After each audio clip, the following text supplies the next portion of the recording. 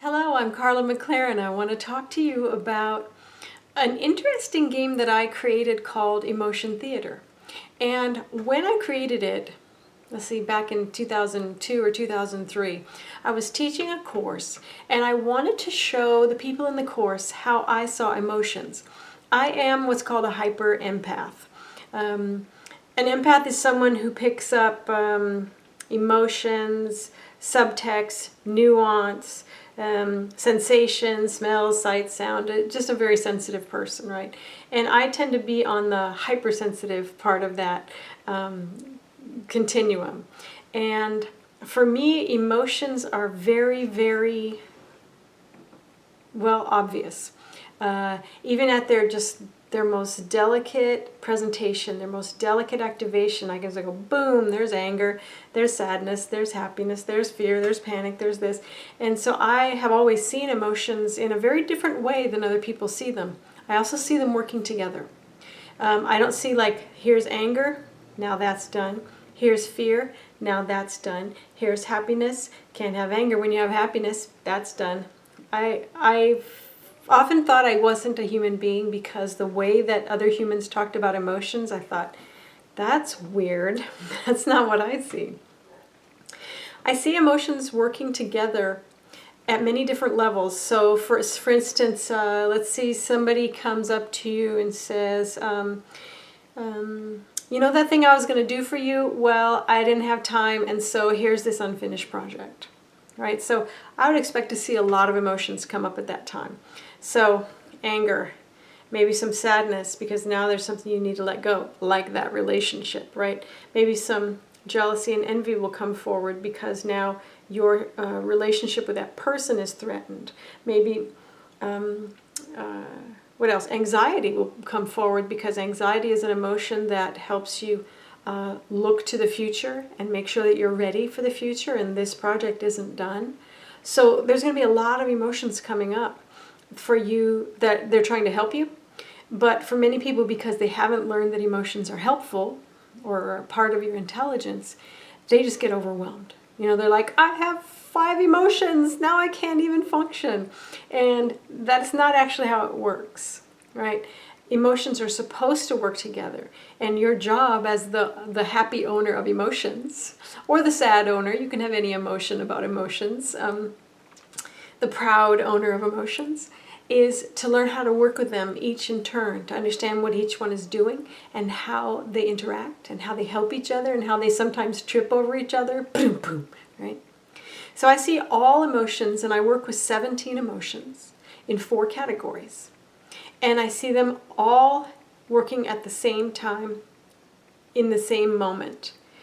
Sometimes one is more forward, sometimes 7 of them are back where you can't really see them. Sometimes all 17 are up front. You know, that emotions work like this. That is hard to explain to people. So I created a game where people would become one of the 17 emotions.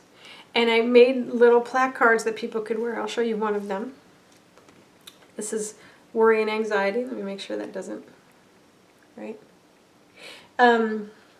So people would put this over their head, and then they would be worry and anxiety in the game Emotion Theater. It's very fun because people learn how to take ownership of an emotion. Instead of saying worry and anxiety, those are terrible, get rid of them. To understand what worry and anxiety's purpose is. Their focus and completion. So the gifts are foresight, focus, conscience, task completion, and your procrastination alert system. Let me get that in there. Right, foresight, focus, conscious, task completion, procrastination alert system. And the questions you ask is what triggered this feeling and what really needs to be done. Pretty simple, right? Each emotion is like that. So I work with emotions in 4 categories. And I chose colors for the emotions that are not offensive. You know, anger is usually an angry red, and fear is like this electric orange. Fear is scary. Instead, I was like, everybody calm down. So the angers are purple. And the 4 angers deal with, let me see if I can get this in the shot, rules, boundaries, and behavioral guidelines. So there's anger, guilt and shame. That's one emotion in my world. hatred, and apathy. Right? The sadnesses, get that in the shot. The sadnesses are stopping, letting go, identifying loss, and recovering. The sadnesses are sadness, grief, depression, situational depression, and the suicide urge. All of them have a purpose. All of them have uses and specific intelligence to bring you. The next is green, the fears, instincts and intuition about change, novelty, and hazards. Right? Get that better. So the fears are fear, anxiety and worry, confusion, jealousy, envy, and panic. Each one has a very specific job, and you can't not have one of them working. They all need to be there at all times. Maybe not all the way forward where you're feeling them as a mood or as an intense state, like they can just be hanging back, watching things, right? But they all need to be there at all times. And then the happinesses, which I made pink happinesses, hope, satisfaction, confidence, and inspiration. And the happinesses are happiness, contentment, and joy, right? So we've got 17 emotions, all working at the same time. And so I created this little game to show the people how I saw emotions, and I thought that would be it, right? We'd do it one time and that'd be enough. But what we saw when we got all the emotions embodied and personified in that way is we could ask questions, or we could create scenarios and see what the emotions did. And we learned so much. It was amazing. It was like, whoa, it was like a revelation. And what really fascinated me about the game is that as soon as a person put on their worry and anxiety placard, or anger, and shame, or, whatever one they were, they suddenly had the intelligence of that emotion available to them, right? They knew what that emotion was supposed to do, where it was supposed to be, how it was supposed to be interacting. They just knew. And this gave me such hope, because our emotional education has for many centuries been terrible. And in the first part of my book, The Language of Emotions, I talk about all of the impediments to emotional intelligence, and they are legion. They're huge. And yet, as soon as people got into emotion theater and put this emotion on their bodies, bam, they knew it. So what that tells me is that underneath all of this terrible training, the brilliant genius of our emotions can't be silenced. And that engaging with your emotions is not a difficult thing of having to relearn everything, but simply understanding what the emotions are, what their job is, and how to work with them. Right? It's that simple, even though really centuries of telling us that emotions are less important, less intelligent, less spiritual, less valuable than pretty much anything else, right? So emotion theater is a game that when we play it, every time I play emotion theater, I learn a new thing about the emotions. And I've been studying the emotions for 40 years, right? And talking with them for 40 years. And when we get all these people and all their different experiences of each of the emotions that they are, and the different scenarios that people bring forward, just this flowering of emotional brilliance, emotional genius comes forward.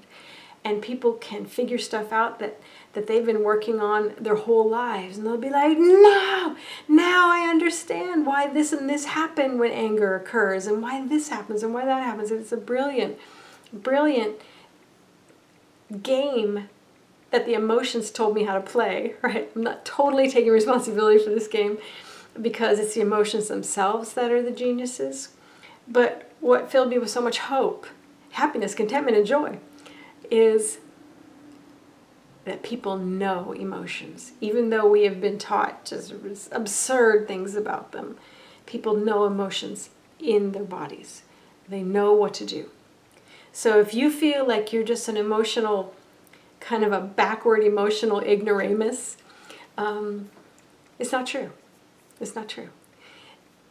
We have a lot of things in the way of becoming emotional geniuses and of being able to speak directly with our emotions and understand the intelligence they bring us. But it is not insurmountable. And if you have a chance, come and play emotion theater with us, or just even be in the audience even being in the audience, you'll be like, what? I did not know this, but I sort of did, right? It's really a fun game. Is it a game? I'm not sure if it's a game. It's a theatrical experience, but nobody's acting, right? Nobody's acting. Oh my gosh, I had one where people were acting. Some person said, I am envy, I'm a snake. And I just went, you know what I mean? I was like, I am anger, and you need to stop that right now. You don't have to act to be in emotion theater. What you do need to do is feel, and everyone can do that. Welcome.